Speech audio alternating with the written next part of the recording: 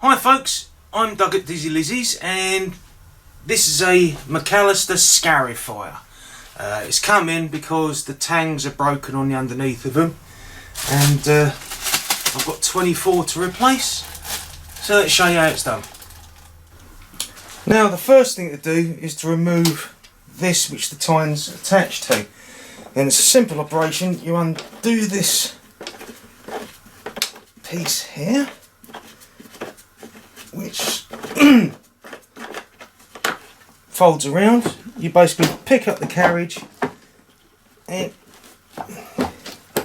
pull it out like that. Square edge goes into the drive that end. Now I've got this out, I've got to disassemble it. There's a 10mm bolt here and a bearing which has to come off. And what I found is, undo the bearing, so there's a few threads come loose. Place the bearing on an edge like this here, and then just gently tap the bolt, and the bearing will come off. Or you can use a bearing puller or something. But it's just this the easiest way. Just a few little taps. Undo it a little bit more. A few more taps. And right, now that's undone. Put the screwdriver behind it and pop off the last little length. Put that in there. Put that in there. Then we've got this plate which goes on next, and now it's time to disassemble. So I've got that piece, and now it's time to disassemble the actual bodywork. It's fairly easy. You just got to par these pieces away from each other, but always when you take them off, keep them in the same order you took them off. That way you know that's the order they go back in on. See, there. Another broken tine there. This. So this is going to keep going that way. But you get the idea, is that you just take it apart, sliding each section along the shaft, making sure it fits it the same way around with these broken tangs.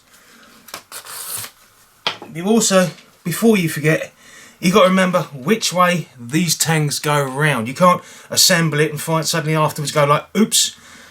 So you got to remember which they go around when taking this apart. I'm dropping broken springs left, right and centre, but doesn't matter because they're broken. Right, last one, and that's it. So I don't actually have to take the last piece off, but if you want to know, there's a roll pin there. There's a roll pin there, and that's what that fits up against to stop it from coming off.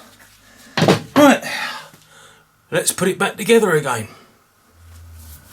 Right, what I've done is I've used a brass brush just to gently scrub all the crap as much as I can off these.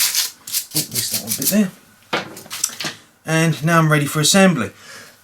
Now if you've forgotten which way these go round, this is the shape of the tang. Right? This piece here goes up against the bodywork, this metal bar. And if you're not too sure, on here, can you see two little marks? That was made by the previous tang, and to make that, it has to fit round that way. Pardon me. Then put the next one on. Pardon me. And then this piece goes along, and there's a little lug. Can you see that? A little lug there? That fits into the other side of there, and it fits in like that. Then you just turn it 90 degrees and continue putting these in. So the little lug tang there touches the metal. This one, make sure that lines up with that when you put it in. Squeeze it down, push it up, and there you are. There's your first 4 tangs fitted in. And I shall continue on doing that till I get to the end. Right, I've nearly done them all, so I've come to the last one.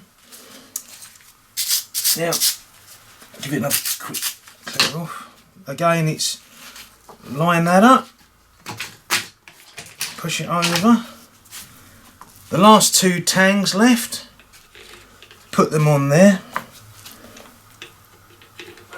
Then you've got the last plate, which is this one here, and that goes over the cap, fits it into there, and there you've got all your tangs, all 24 of them, on the shaft. You then give it a quick push down, place the disc with the square hole in it over there like that. You then have this piece here which goes over the top of that. You then have your bearing which taps in over the top of there. Just gently tap it in. You then have the bolt on the end of here, which you tighten up, and now it's ready to be put back onto the machine.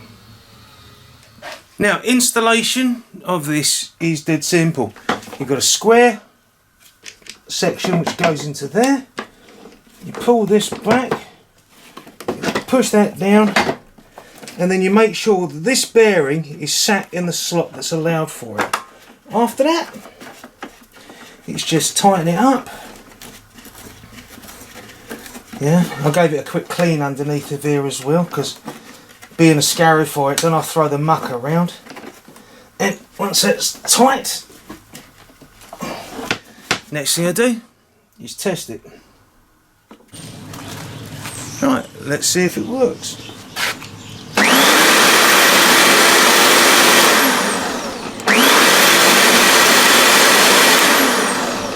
Well, the machine goes round, so therefore I haven't got any lawn to check it on. So that's the job done. So there you are, folks. That's how to change the tines on a McCallister Scarifier, and probably on a few other machines as well. So if you like it, hit the like button. If not, no problem. Take care, folks, and see you next video. Bye.